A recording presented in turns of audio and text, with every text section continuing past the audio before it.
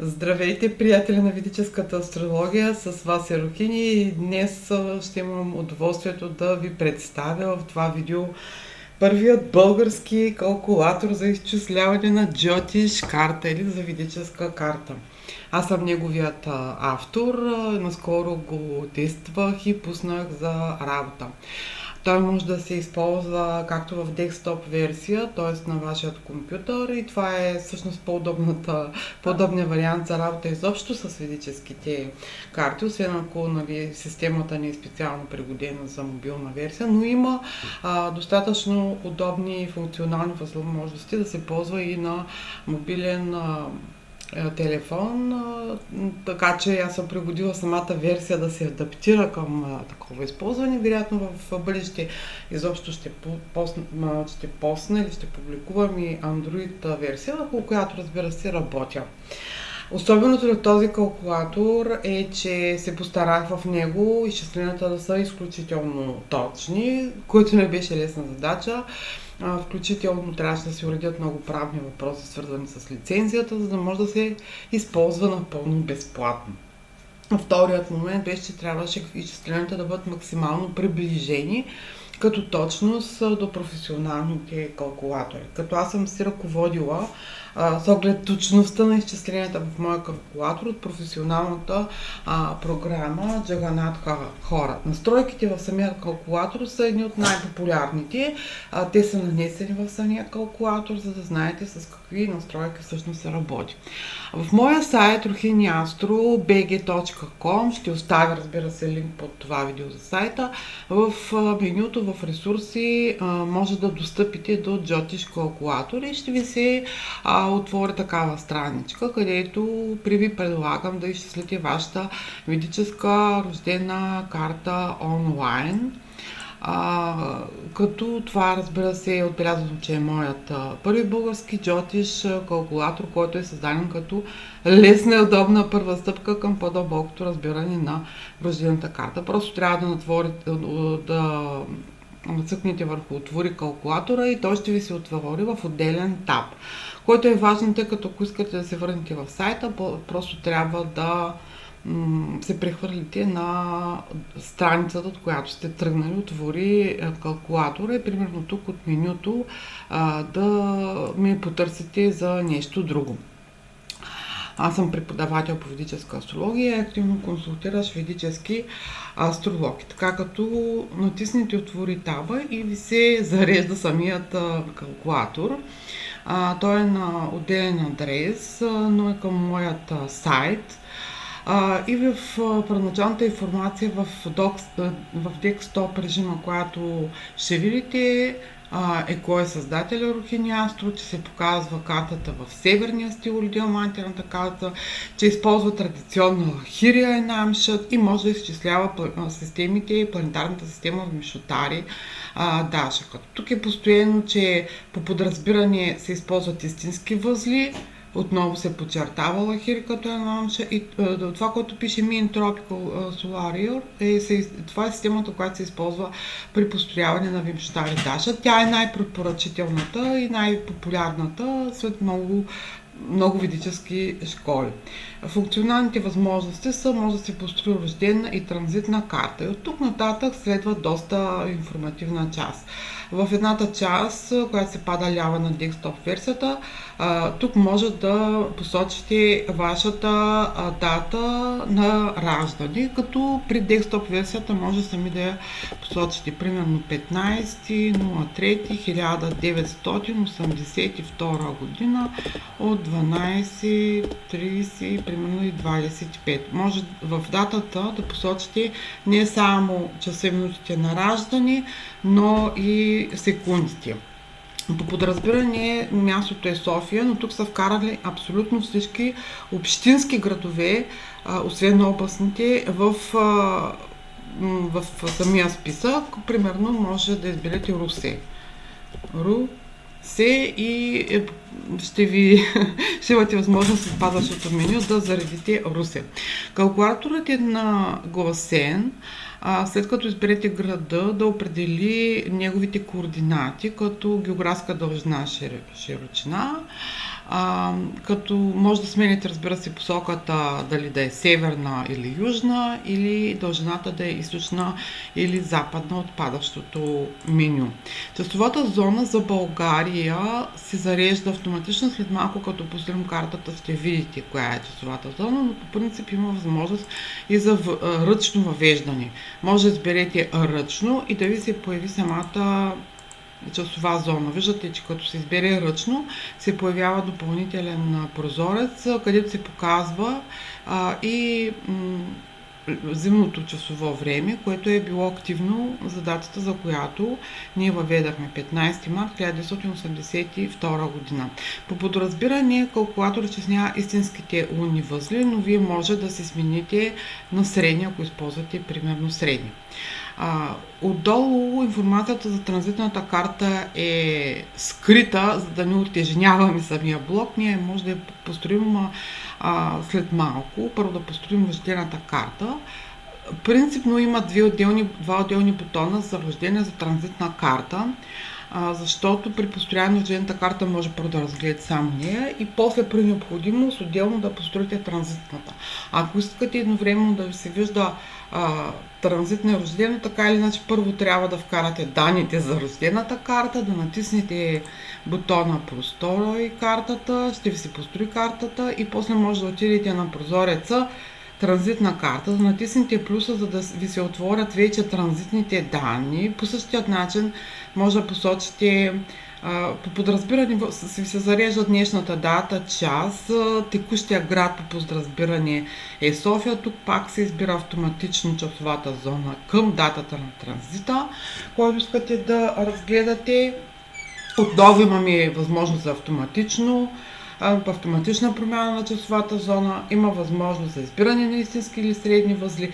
Тук, ако има ако искате да коригирате, тъй като има примерно големи градове, където хората искат с абсолютна точност да посочат дори мястото, примерно болницата в града, където са родени, има възможност да коригирате дори градусите и минутите в калкулатора. Но да кажем, нека оставим днешната дата, с днешното време, място София и да построим транзитната карта. Натискаме "Построя транзитите" и ни се отваря една доста подробна информация, която се плъзга отделно до края в дясната страна на десктоп екрана. Има доста подробна информация. Резултатите, които ще видите, са основната карта D1 Раши, допълнителната, която е много важна във ведическата астрология на Ванша, таблица с основни изчисления, като се вижда местното време, т.е. за България времето, на което сте построили картата на раждане на въпросния човек. 15.3.82 година от 12.30-25. Изчислява се универсалното време, посочва се часовата зона, за да се я проверите, да не стана грешка, и аянамшата, която се изчислява към момента на раждане на човек. Както вече казах, аянамшата, която ползваме, е традиционната лахири. След това следва пак информационна част в картата кой е асцендента, кой се получава. Като тук, за тези от вас, които не са свикнали все още спокойно да боравят с ведическите карти, нарочно съм посочила в абсолютно всички знаци в скоби как се отбелязва този знак в северната карта. Примерно знака Близнаци е трети знак и това означава, че ще намерите Близнаци в картата под номер 3. Да припомня, че ведическата астрология използва равнодомна система, което означава, че един цял знак ви попада в един дом. Така че домовете и знаците в нашата система съвпадат, асцендента е градус, минута и секунда в знакът, който се поставя в първи дом. И виждате, че тук е асцендент Близнаци, който е на 24 градуса, 17 минути, 17 секунди в Близнаци. Асцендента попада в накшатрата, това е по-малко деление от знака, който се ползва в ведическата астрология, Пунарвасу, в втора пада. Всяка една накшатра се състои от 4 пади, по-малки деления на самата накшатра. Самата накшатра е по-малко деление от знака. Има 12 знака, 27 накшатри, които се използват в рождената ведическа астрология. И всяка една накшатра се разделя на тези 4 части. За тези части подробно мога да поговоря в отделна мой материал в страницата ми, тъй като има много подробна информация и различни статии с различно ниво на сложност. Отново, тъй като се строи на Вамша, това е допълнителна карта, която се построява въз основа на рождената карта, тук автоматично се посочва и знака на Вамша, в който попада асцендента. Координатната зона отново се дава в два различни формата да се провери. Единият формат е в минути, градуси, минути, секунди, а другият формат е в десетични градуси, каквито примерно градуси се дават като координати в навигационните карти. Часовата зона се повтаря, за да си я сравните. Рахо, Кето, че са истински възли, да не се объркате. Примерно, ако сте искали да ги посочите средни. И тук една до друга, затова казвам, че е много хубав декстото режима за ведическите карти, защото често при тях се съпоставят две карти, се строи Раши и Навамша.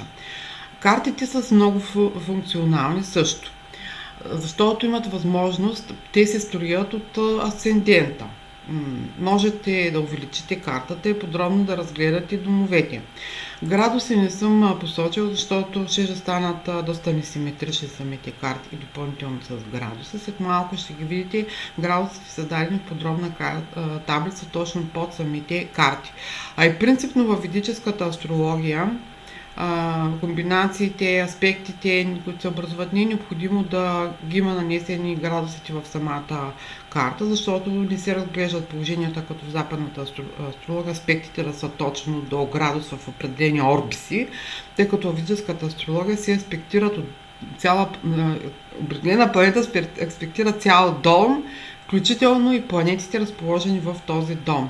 А вече за по-финна работа, ако искате да видите колко близо, примерно, тук има Марс и Сатурн в четвъртия дом в Дева, ако искате да видите колко са близо, в таблицата по-долу Марс пише 22 градуса 19 минути, а Сатурн е на 27 градуса 0,6 минути.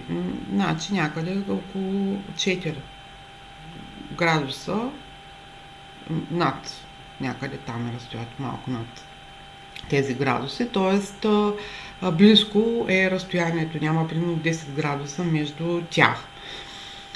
Така, освен увеличаването на картата, може да си въртите картата, тъй като по принцип може да я гледате от към асцендента. В ведическата астрология се използва много такава системата за завъртане на домовете. Примерно се гледа картата от към Луната и тази карта се нарича лунна карта. Тук Луната виждате, че е в 6 дом, в това, което пише 8, не са домовете, това са знаците. Под видеото ще поставя, разбира се, моя статия как се разчита ведическата карта, за тези от вас, на които не им е ясно, за да ги улесня. Тук при нас в картите се виждат знаците, ако обозначени като цифрички. Примерно 3 означава близнаци, 4 означава рак.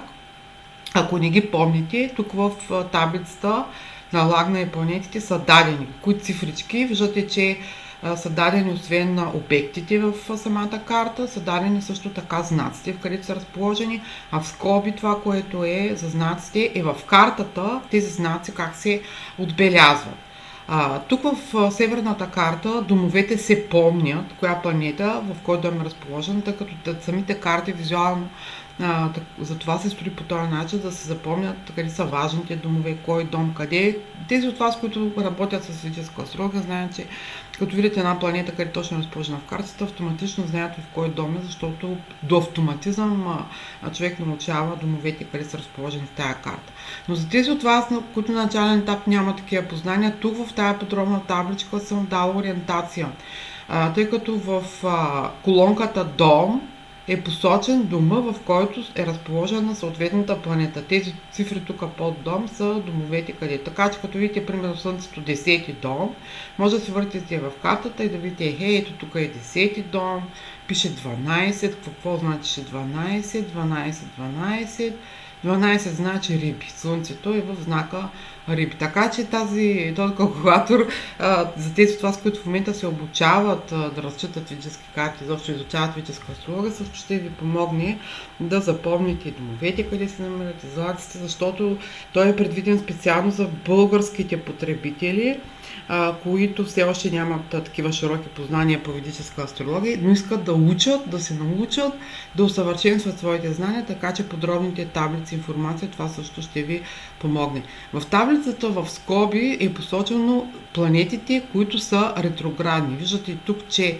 има 1, 2, 3 планети, 4, 5, които са ретроградни в тази карта. В таблицата по-долу също са посочени дали има планети, които са ретроградни, като с да се посочва, че планетата е ретроградна и може да определите която е тя. Примерно Марс е ретрограден, Юпитер, Сатурн, Рахо и съответно Кето. Така. Но да се върнем на гледането от друг дом. Как може да се използва тази функционалност? Натискате бутончето Гледай от друг дом и ви се появяват полета, където може да изберете едно от полето да стане първи дом.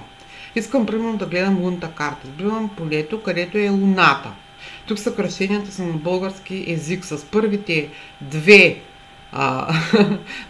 две буквички, с които започва името на съответната планета на български език. Натискате Лу, което означава луна, и построявате вашата лунна карта, която може също да бъде зумната, да бъде увеличена и вие да си разгледате.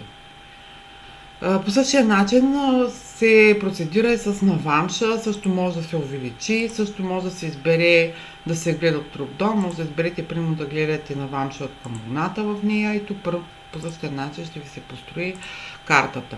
Ако искате да върнете старата позиция, просто натискате бутончетата отгоре, върни към асцендента и ви се връща в първоначалния вид. Бутончетата увеличи се появяват на декстопа режима върху самата карта, когато посочите върху нея. Иначе картите са чисти, така че спокойно може да ги гледате. Мисля, че самата визия на самия калкулатор е много красива, много премиум, много ясно. Старах се да е ясна самата карта, добре подредена и да е функционално много пригодна. Калкулатори с въртене на картите, които са много важни за физическата астрология, разглеждането от различни точки в онлайн режим са много рядко срещано явление, защото тази функционалност е доста сложна да бъде направена. Постарах се и мисля, че ще ви е удобно да си я ползвате. И както вече казах, под самите таблици, под самата графика на D1 и D9, което означава D1 карта Рашия, D9 означава карта на Вамша, няма как да ги объркате, има си в полетата им над тях подробни наименования на български, е таблицата с лагна и с планетите, където подробно е посочен обектите до Рахо и Кето. В ведическата астрология, да припомня, че не се използват така наречените висши планети, затова няма да откриете Уран, Нептун и Плутон. Знакът, в който са разположени планетите, градусите, като съм се постарала градусите да са много точни, правила съм тестове, закръгля се до минутата, така че са доста близко до професионалната програма Джаганатха хора. Единствената разлика е, че тя там закръгля до дробният градус, т.е. малко по различен начин става закръглянето, защото все пак тя е професионална програма и там закръглянето е до по-малка единица.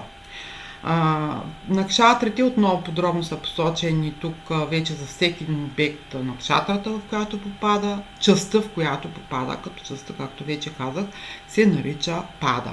Думът в картата D1, т.е. картата Лаша, в която попада съответният обект, и в кой знак в D9 или в Наванша. И последната колонка е кои планети са ретроградни. Защо много подробна, достатъчна информация, както виждате, и визията е доста приятна на външен вид. След това, ако сте построили транзитната карта, тук ще видите транзитните входни данни, за да се сверите да не сте объркали нещо. Транзитният час в България, универсалния час, мястото, координатите, часовата зона, виждате, че си е сметнало, че вече сме в лятно часово време и че възлите са истини, за да не се объркат. И тук по същият начин, нарочно съм поставила с десктоп режима, се виждат една до друга, рождената карта и транзитната карта. Защо? За да можеш ти да анализирате в кой дом попада във вашата карта транзитна планета. Как става това примерно? Виждате, че тук на нашата карта асцендента е в Близнаци. 3 означава в Близнаци. И съответно това е същата карта, която по-нагоре разглеждахме като карта рождена. Но транзитната карта на сегашният момент, когато правя това видео, не е разположена в Близнаци. Е много неудобно да се гледа коя планета да се съпоставя в кой дом попада. Затова просто използваме режима гледай от друг дом. Избираме частта, където е от картата, транзитната, където е знакът Близнаци. Виждате, че попада в транзитната карта в трети дом, където е Юпитер. Избираме го и имаме транзитна карта, построена от към Близнаци, който в рождената карта е знака за асцендента, което означава, че тук просто трябва да съпоставим чисто визуално планетите в кой дом попадат от към Близнаци в транзитната карта, за да видим в кой дом в нашата рождена карта попадат. Примерно, 10-ти дом казахме, че е Риби в рождената карта, където е Слънцето. Виждате, че по транзити върху Слънцето на човека в момента транзитните планети, които активират това Слънце, това са Слънцето, Марс и Сатурн, които оказват влияние върху неговото рождено Слънце. Те от своя страна аспектират неговия 4-ти дом, който е точно насреща, а в рождения му дом са Марс и Сатурн. Напрегнати транзити, бих казала, за човека, хипотетичен човек, който разглеждаме. Тук по същият начин за транзитите има подробна таблица за градусите, къде точно се намират, в кой дом в картата. Тук вече няма посочване на Вамша, защото е безпредметно да се строи карта на Вамша за транзитите, тъй като се разглежда на първично ниво транзитите се разглеждат в рождената карта от различни положения и се посочва кои са ретроградите планети. Виждате колко подробна информация. Тук може да смените, ако искате някоя друга дата в бъдещето да посочите. Примерно 10-ти, утре по същото време натискате построй транзитите и отново ви се построява картата, но вече картата на транзитните движения виждате от 10-4 и по същия начин гледай от друг дом, може да построите от съответно Близнаци и да си погледате съответно транзитите. Тук промените не са кой знае какви, да се Луната може да е сменила за един ден своят знак.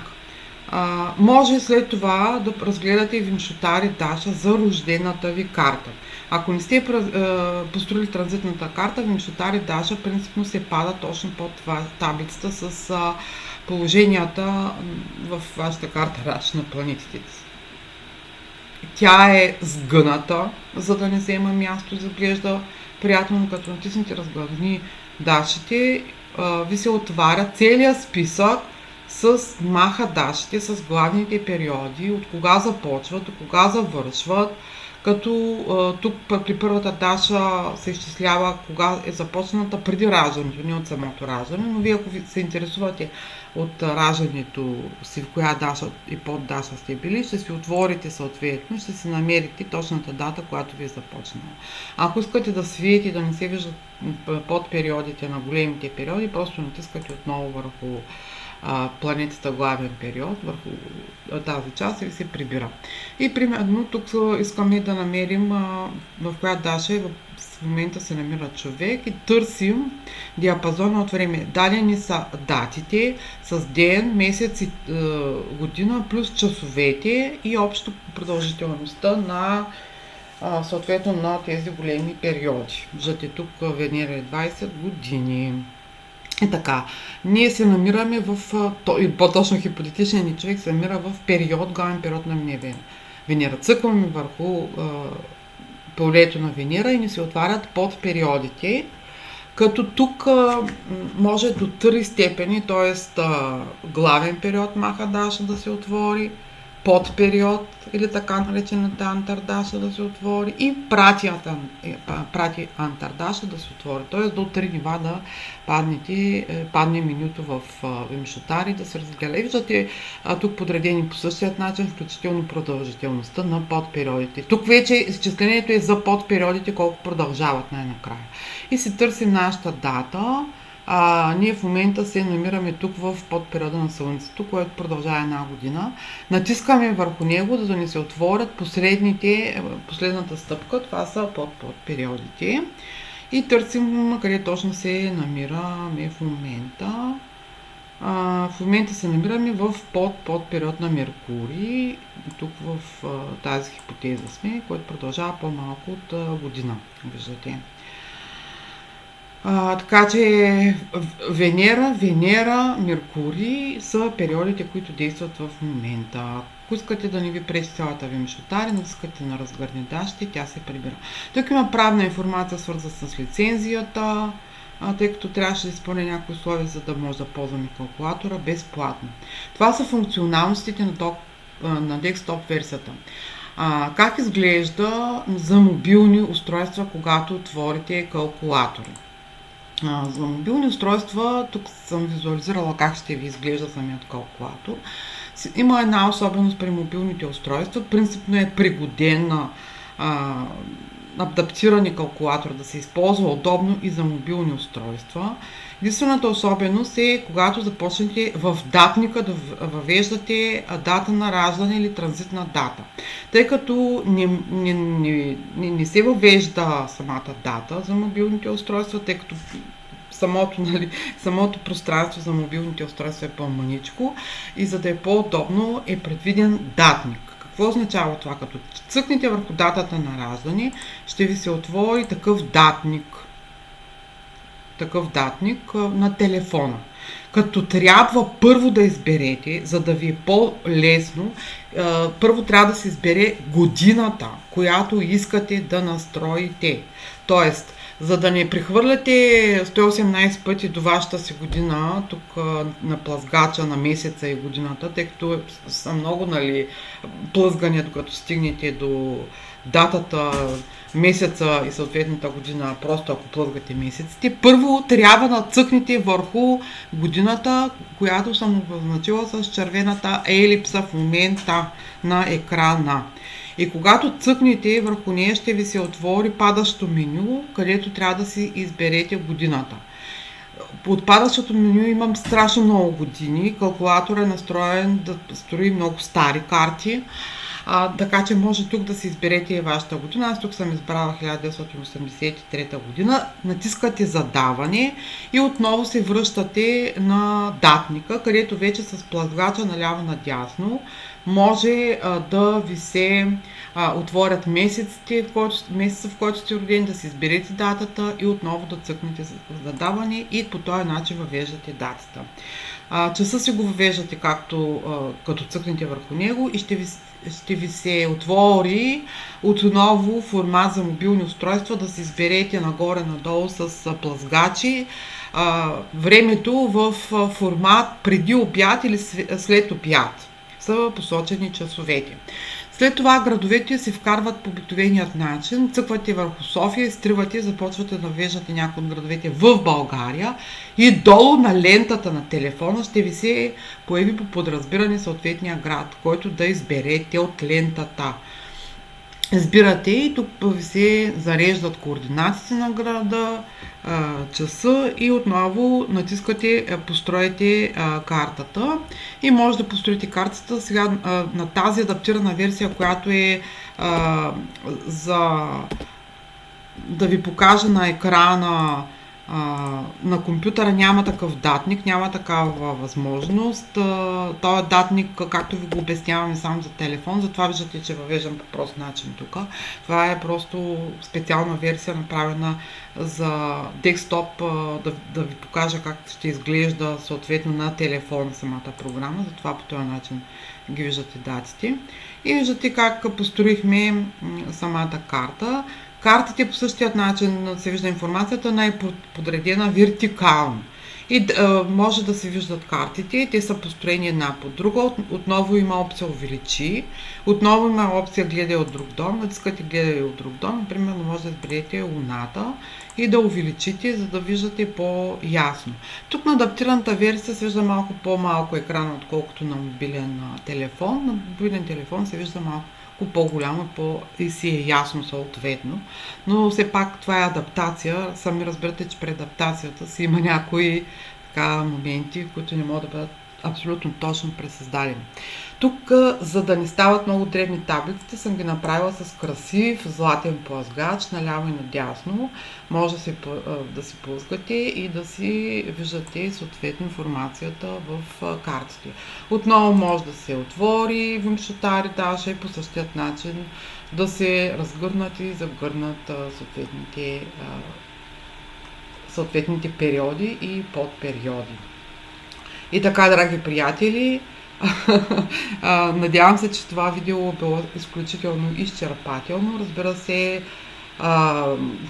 мисля, че се получи доста добър калкулатор. При необходимост в бъдеще, ако има нужда да се адаптира, да се преустройва, аз може и да го редактирам и да въведа нови функционалности, да опростя някой или да ги направя дори още по-интуитивни, въпреки че доста интуитивен се получи самия калкулатор, много приятен на визия, с удобни функции. Тук по същия начин може да се гледа от друг дом, да си изберете другия дом и като увеличите, да ви се види увеличената карта от другия дом.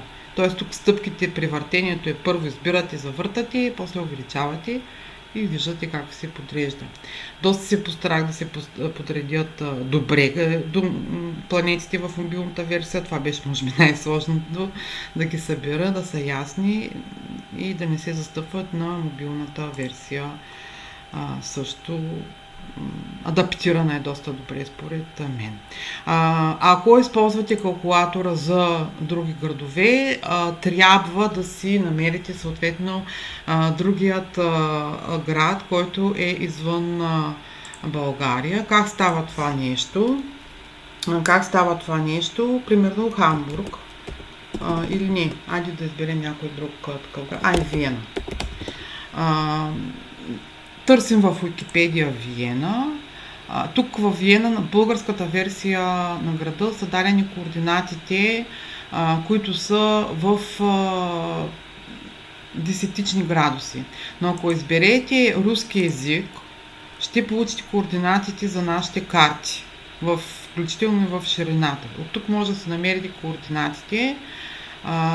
И тук има информация за часовите пояси, кога е лятно, кога е зимно. Тук от тази информация може също да си проверите. Тоест има възможност да си намерите информация и да си я вкарате в калкулатора, тъй като при тази версия, за да е лесен за ползване и да не бъгва, съм вкарала, разбира се, той е калкулатор ориентиран за българските потребители, постарала съм се да вкарам градовете за България. Ако вече се интересувате от други градове, трябва да си вкарате сами града и координатите и пак ще ви строи точно картата. За физическата астрология другите градове не са фатални, тъй като класически дори транзитните положения в повечето школи в физическата астрология се гледат от града, в който сте родени, а повечето от нас са родени в България. Може би малко хора има, които са родени в чужбина и да търсят да ползват примерно български физически калкулатор. Така че тук съм се постарала за градовете съответно да помогна. В друго видео ще ви посоча подробно за тези от вас, които искат да се изчисляват абсолютно точно къде се намира тяхното населено място, при някои малко селце, как точно да се намерите, да си извадите координатите, как да си търсите часовите зони. Мисля, че би било интересно. Като преподавател по физическа астрология съм запозната с всички технически моменти, с строенето на картата, вадене координати, преобразуване на координати и всички подобни неща. И така, драги приятели, надявам се, че в това около 30-минутно видео съм изчерпала напълно информацията, която е свързана с това как да построите вашата карта в моя калкулатор. Ползвайте си го със здраве и ще се радвам на вашата обратна връзка.